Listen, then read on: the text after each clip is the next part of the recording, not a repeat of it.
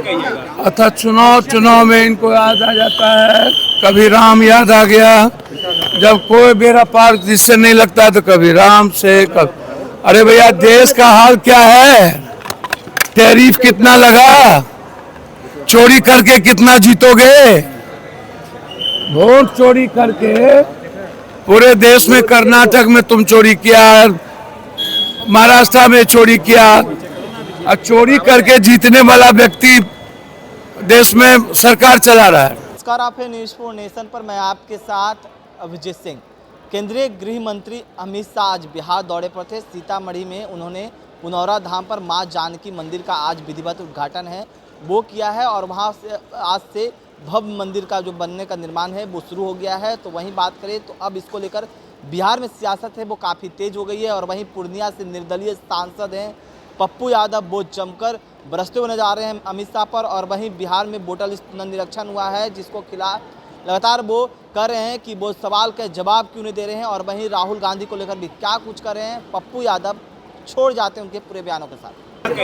अतः चुनाव में इनको याद आ जाता है, कभी राम याद आ गया, जब कोई बेड़ा पार जिससे नहीं लगता तो कभी राम से अरे भैया देश का हाल क्या है, टैरिफ कितना लगा, चोरी करके कितना जीतोगे, वोट चोरी करके पूरे देश में, कर्नाटक में तुम चोरी किया, महाराष्ट्र में चोरी किया, और चोरी करके जीतने वाला व्यक्ति देश में सरकार चला रहा है। तो पहले रिजाइन करो ना सब लोग। जब वोटर लिस्ट ही गड़बड़ है तो इसी वोटर लिस्ट पर चुनाव हुआ था लोकसभा का, तो पहले हम सब लोग रिजाइन कर दें, प्रधानमंत्री भी रिजाइन करें। सीता मैया तो हमारी जिंदगी है, हम लोग तो सीताराम कहते ही हैं। चुनाव में याद क्यों आया सीता मैया की? और इतने दिनों के बाद नरेंद्र मोदी जी जनकपुर में जाके घोषणा करके आए थे, हम इतना पैसा दे देंगे, और हम शिलान्यास कर दिए। तो अमित भाई से हम आग्रह करेंगे, क्या अमित भाई ये जुमलाबाजी है? ये चुनावी घोषणा पत्र है। अरे अमित भाई चाणक्य बहुत साफ सुथरा आदमी था, सच्चाई पे चलता था। ये नया चाणक्य जो आप बने हैं तो आप तो सब भूडे का चोरी कर रहे हैं। न्याय के मंदिर पर हमला है, लोकतंत्र पर हमला है। बताइए, एक रूम में 400 आदमी, एक रूम में एक आदमी 20 जगह वोट डाल रहा है। आईडी कार्ड है ही नहीं कहीं।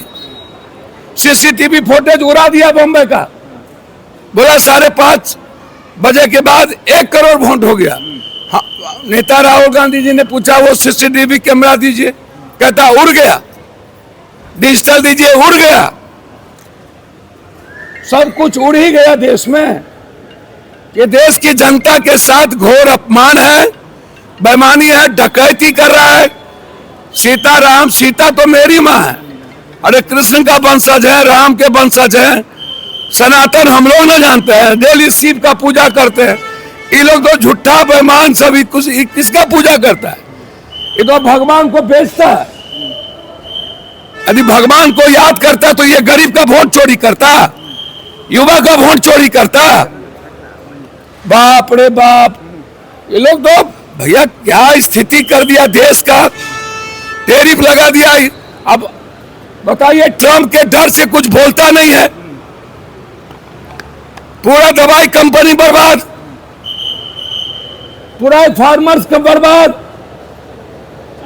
ट्रम्प इसका क्या है? हिंदुस्तान का सबसे बड़ा दुश्मन ट्रम्प हो गया। तो ये बिल्कुल हमको चाहिए कि वोट की जो चोरी हुई है भारत में वो जवाब दो। और कर्नाटका में इलेक्शन कमीशन ने राहुल गांधी को नोटिस इशू किया है कि कर्नाटका ने चोर बचाए सोहर, चोर बचाए सोहर, सूप बाजा तो बाजा, चलियों बाजा, सैया भेल कोतवाल तो अब डर काहेगा। अब राहुल गांधी जी चुनाव से पप्पू यादव डर जाए हैं? संविधान बचाने के लिए एक नोटिस, एक जेल, एक देखिए, इस देश की रक्षा के लिए 1 लाख बार राहुल गांधी जी को जेल जाना पड़ेगा तो जाएंगे, वो डरने वाले नहीं। चोरी नहीं छिपेगी, जो चोरी किया उसका जवाब देना पड़ेगा। अधिकारी यात्रा पा रहे राहुल गांधी। हुआ है बिहार में। राहुल गांधी हाँ? एम्बुलेंस घोटाला हुआ है। अब एम्बुलेंस सब तो चोर चोर मौसेरे भाई, जो लोग घोटाला का नाम ले रहे हैं उनको इतना पैसा कहां से आ रहा है, फंडिंग कहां से हो रही है। और मेरा सवाल है, सबको ईडी सीबीआई जा रहा है, इनको ईडी सीबीआई क्यों नहीं जा रहा है? कि बीजेपी का इंटरनल झगड़ा है। बीजेपी में जो जो मुख्यमंत्री का दावेदार है उसको फिनिश करो। झगड़ा यहां आप लोग नहीं समझ रहे हैं क्या? झगड़ा है बीजेपी के अंदर, जो मुख्यमंत्री है उसको फिनिश करो। भैया सबको पता है कहां कहां से चोरी करके और कितना घपला किए हैं, जो प्रेस कॉन्फ्रेंस कर रहे हैं। और ईडी सीबीआई के पास सब कुछ है, तो इन पर ईडी सीबीआई क्यों नहीं जा रहा है?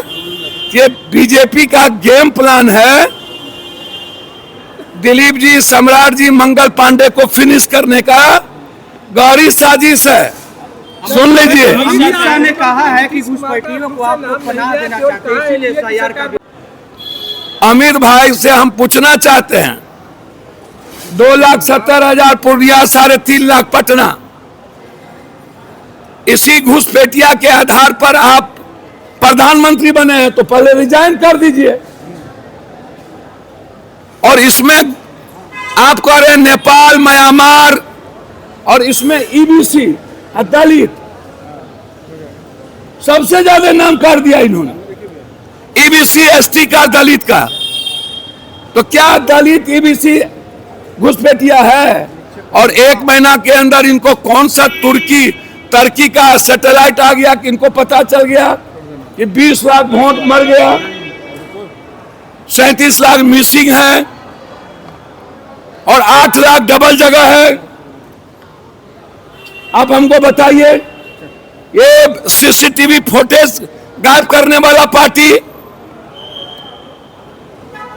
इसीलिए अमित भाई, आप आरक्षण के दुश्मन, आप ईबीसी के दुश्मन, आप एसटी एससी के दुश्मन, आप ओबीसी के दुश्मन, आप लोकतंत्र के दुश्मन, और आप इस देश के दुश्मन। आप लोग सिर्फ राजनीति के सौदागर हैं, वोट के सौदागर हैं। आप ना युवा के ना किसान के।